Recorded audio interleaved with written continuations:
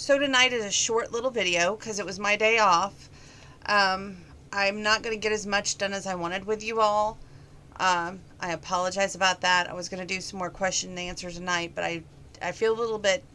Well, I didn't get much sleep last night. I have started this new, very intense workout. In fact, that's why I'm going to be doing a very short video here. I always get questions regarding my dieting, my health, my PCOS, and I try to not tell you what to do, but give you what I do, and then you can do whatever you want with it. I don't believe in taking shortcuts. I don't believe in having the surgeries unless it's life-threatening. I don't believe in taking pills, Slim Fast, any sort of weight loss thing that, like that. That's just not me. And I have went through this before where I had to be my own worst enemy. Now, by that, I mean, you know how we have a good angel and a bad angel sitting on our shoulder? Well, when you get into doing these intense workouts, you have to not listen to the good angel so much and listen to the bad angel. Now, by that I mean you have to kick your own butt. So, if that means upping my bike time, good. If that means working out with the weights, which I have a new personal goal. Now, I used to work out with weights all the time. Well, starting last Sunday, I reintroduced myself to the weights, and I don't regret it. These are what they call walking weights. They're 1 pound weights. I have to start from the bottom up because I don't want to injure my operated shoulder, and I don't want to put myself in jeopardy. And no, I have not seen a doctor lately to see if this is all on the up and up. But let me tell you something. I remembered a lot of things from when I decided to start my diet with Dr. Michael, and he said a lot of good things for me at that time. And I'm starting to reiterate everything that he said and use that to help my diet. Is it perfect? Hell no. But I'm healthy according to me, which is what matters. The other day I had on a tank top. I had no idea that it was a size 12, 14, and that's this exact size that I'm going to be happy to hit if I can hit. But I had it on and had no problems. I mean, I had no fat sticking over the boob area. It didn't come down too low. It looked really good, actually. But I'm my own worst enemy. And sometimes I think that I'm not enough. So this is one of those instances. And I can remember when Grandma and I first sat down with Dr. Michael, and she said she wants to go on this diet. I think it's because she lost Mike, and I think she's taken it out on herself. And Dr. Michael said, Donna, tell me where you're at mentally. And I looked at him and I said, okay, so I've lost Mike. It is a big loss, 8.5 years down the drain, but it's time for me to focus on me. And that's something I don't regret doing.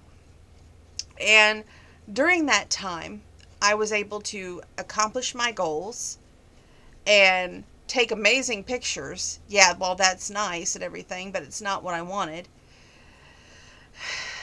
And I learned a lot along the way, I would say. Meaning I was happier when I was skinnier. I didn't have all these down times. So if I can get back to that, I'm completely happy. So the ultimate questions are always, what do you eat in the morning, in the breakfast time, in the lunchtime, in the evening? What's your snacks? Well, I'm going to be very honest with you.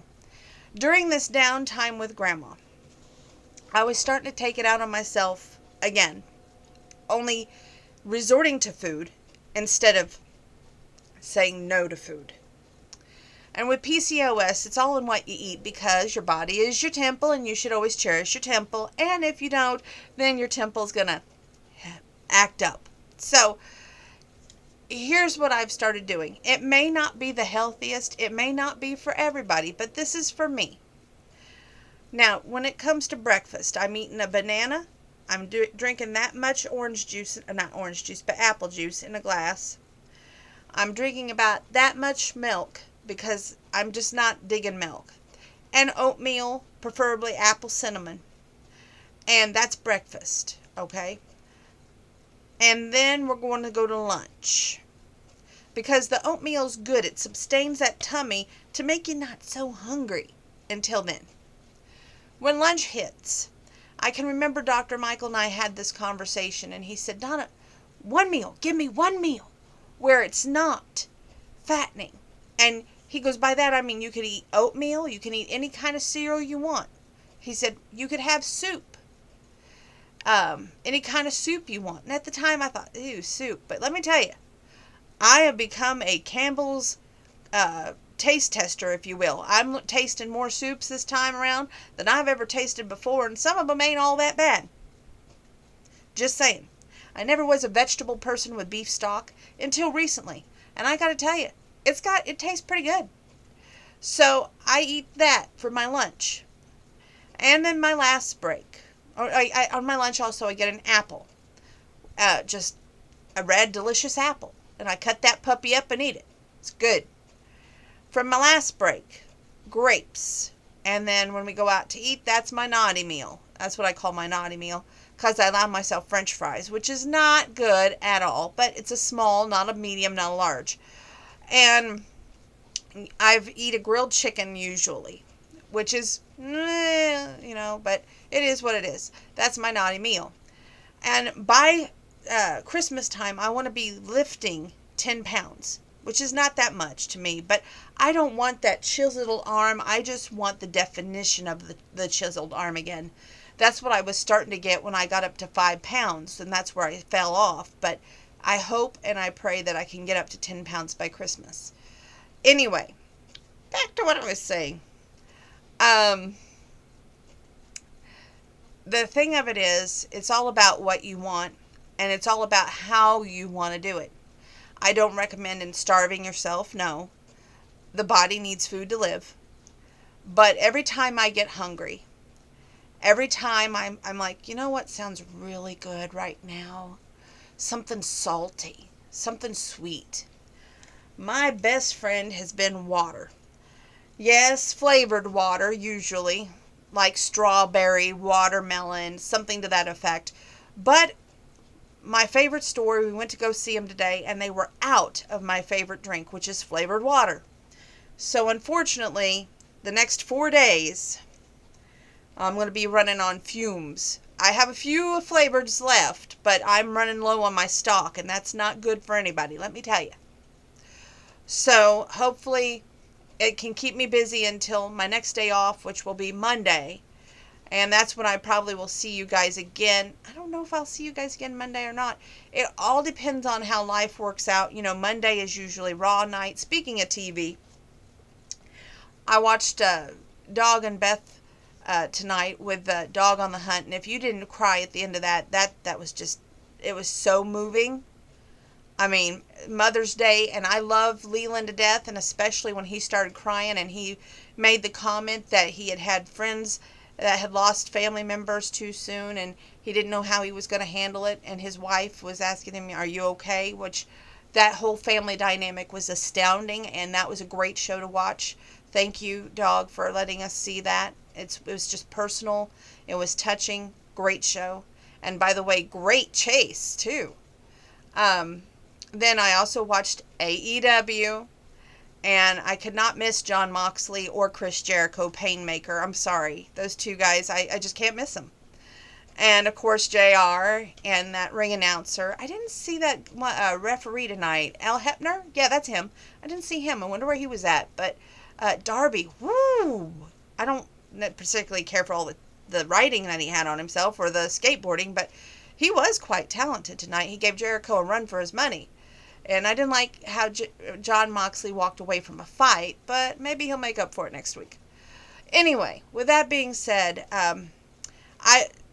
when Grandma had passed, and things went from halfway normal to absurdity, as I call it in the house, I did take it out on myself there for a while, and I was eating a little bag of nacho chips or a little bag of barbecue chips. And I'm being honest with you because I think that's the only thing to be, is honest. And at the time, I was hitting rock bottom and not believing in myself. But now I have this little voice going, kick your own butt, Bombshell. You are so fat. You're so ugly. You can do better than this. So as long as I have this little bad voice telling me all this stuff about myself and bringing me down, it's going to make me work that much more. And I think you have to find something in yourself that's going to make you want it, going to make you work for it. Because if you work for it, you're going to get it. And that's what I plan on doing.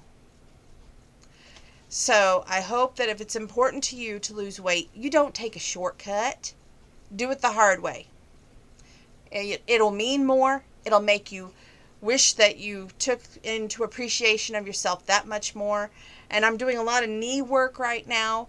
I will be getting back to the Gazelle, but right now, to me, I've got to get some more weight time in with the arms and leg time with the legs in order to get on the Gazelle, because the Gazelle is all about staying on and staying focused, because your feet are going two different directions, your arms are coming up like this, and you've got to be totally prepared for that.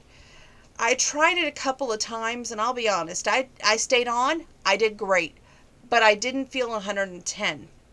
So until I can get up to, say, 3-pound weights with 10 miles a night on the bike, then we'll talk about getting on the Gazelle. Right now I am 10 miles on the bike, but I'm at 1-pound weights, and I'm not going to be upping myself for 2 weeks. And I will get there. I have faith in myself. I have my bad voices going for me in my head, like Randy Orton would say, his voices in his head. And, it's going to work, because heck, I am my own worst enemy most of the time, so why not be my own worst enemy when I work out, So, hopefully I can get to that point where I feel like that I am the bombshell. Right now I feel like the shell of the bombshell. And that's not a good place to be. So, it's all about making me feel like I'm a 20 on a 1 to 10 scale. Right now, I would say I'm about a 5, middle of the road. And I want to be a 20. And to get there, I ain't taking no shortcut. I'm going to do it the hard way. Love you all. See you soon. And stay tuned.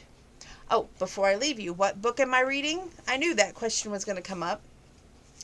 Getting What You Want by Kathy Love. So far, this poor girl, it starts out way back when in high school, and she got picked on and treated horribly. And now she's ran into her crush. He has eyes for her, but she doesn't have enough faith and doesn't believe that she's that good looking to get him. So we'll see if she overcomes her own demons. Sometimes our deepest demons, when we talk the worst to ourselves, tell us the worst thing that we possibly are, which, we're thinking, what, if we do that to ourselves, then it's going to make us work harder. Make us earn it, make us really want it. And that's what I'm hoping that my demons help me do. I love y'all. God bless. Thank you for watching. Stay tuned.